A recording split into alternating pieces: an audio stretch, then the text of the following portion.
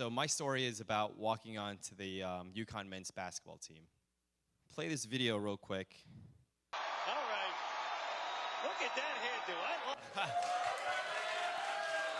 Here we go. Making his first appearance. Gets the man the rock. Jim Vitti kick, and there it is. Check it up. The ball. Well. So out of all the videos, you guys are probably wondering, why did Ace show that one video where he shot an air ball? I could have been Linsanity, right? It could have been Ace-sanity. But in any case, the reason why I wanted to show you that particular video was because it was my first game. So that night was a really, really tough night. You know, I was really worried. You know, first of all, you know, I'm Asian, I'm 5'9", I don't belong there. Just to give a little bit of background. So my name is Watanasuparp. I grew up all my life in Queens, New York. Actually, half Taiwanese and half Thai. My mom is from Taiwan, my dad is from Thailand. I never thought that I would ever be able to walk on to UConn, right? At the time, it was the #2 ranked college in the whole country. A couple of the guys in the field house where I played every single day my freshman year said, Ace, you know what, you're pretty good. You have a little bit of game. You should try out. I went to actually an advisor. His name was Nigel. And I asked him, Nigel, do they have basketball tryouts for folks that are just students? He said, yes. And I asked him, where is the tryouts, actually? And this was in August.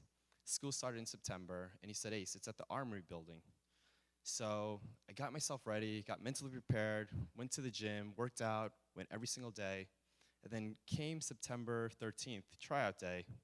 I ran all the way to the Armory building. But guess what? Nobody was there. I was running around frantically. I'm running around, and if you ever went to UConn, the campus is huge. And you know, I go outside the Armory building, and I, you know, flag down a student, and I asked him, hey, do you know where the men's basketball tryouts are? First of all, he looked at me, and he just didn't say anything. So at that point, I'm like, all right, this is going to be pretty tough. The tryouts are in Gamble. It's in the stadium. I'm like, shoot. So I run to the stadium. You know, long story short, I get there, tryouts are over, and I go back to Nigel, and I asked him, you know, why did you tell me that the tryouts were in the Armory building when the tryouts were in the stadium? He said, Ace, look at you. You know, you're 5'9", you're Asian. You know, you have game, but you're not that good. That summer, my parents were, they were getting a divorce, so it was tough. So I stayed in school, and basketball growing up was my only outlet.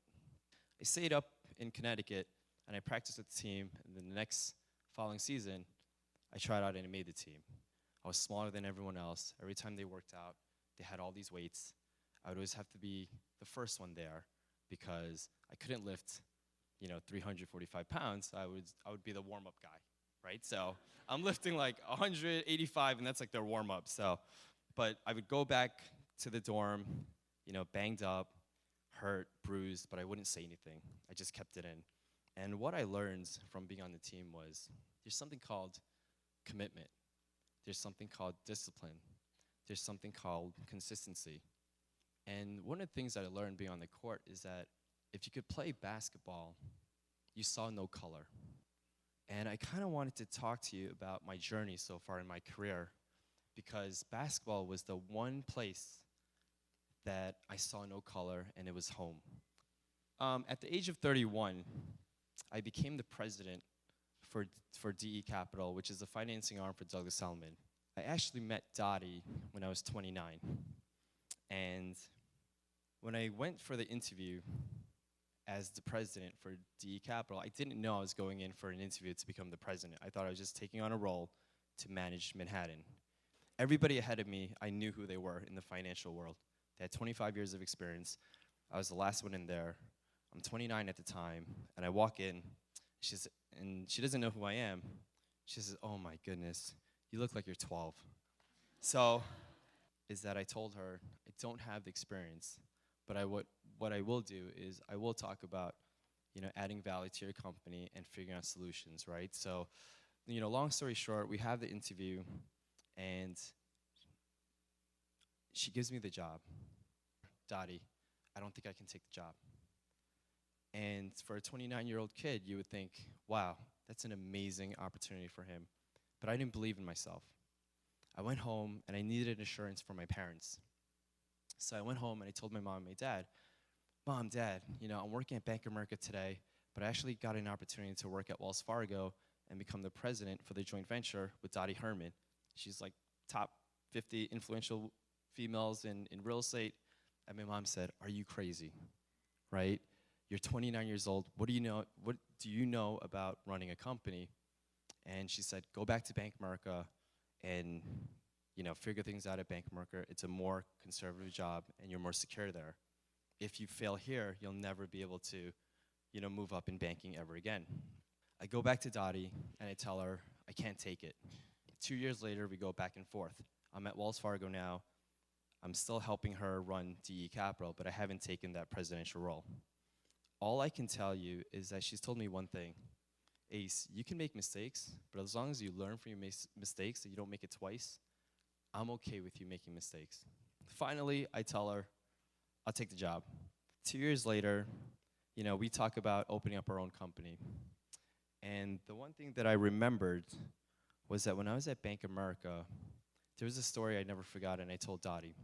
When I was at Bank of America and I was recruited to become a loan officer, I was mentored by a person by the name of Jeffrey Margolis. He was in the business for about 25 years, and he was at the Pinnacle Club probably the latter 15 years of his career. Our district manager called me that night, and he said, Ace, we're going to let go of Jeffrey Margolis. And I asked him why. And he said, because his time has come, and we found a replacement, which is going to be you. And I told him, but you made me mentor underneath him for the last year. Why would you let him go on Thanksgiving? He then looked at me and said, Ace, this is a cutthroat business. Either you're ready to take on that decision-making, or you don't have to work here anymore. One day, that's going to be me. I'm going to be 67 years old. I will give a company 25 of my hard-earned years, and they're going to let me go one day. So what did I do?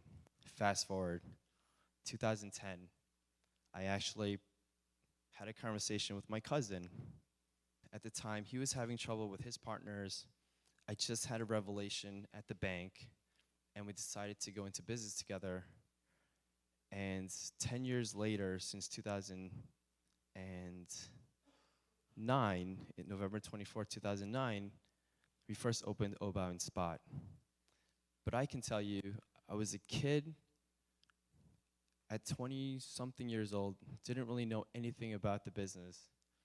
And we closed on 3 concepts. All the money that I made at the bank, I would give towards the restaurants. You don't really get anywhere unless you take risks for yourself. You surround yourself with positive people that believe in you. Number 3, you don't listen to what other people say because they're not writing your story. Spot is now going to franchise all over the U.S. How many people have heard of Spot? Oh, wow. Oh, my goodness. Okay. Awesome. So we actually have a surprise for you, too. We actually provided Portuguese egg tart, which is going to be new on our menu, but exclusively just for you guys tonight. I want to leave you guys with this. I never imagined being where I am today in my career. But what I do reflect on and look back and try to inspire younger individuals in this room, if any, that are thinking about doing something on their own while they are in a corporate job. I would say never doubt yourself, because you never know what you can do, right? Even if your parents, don't feel as if it's not the right path for you, it's your life.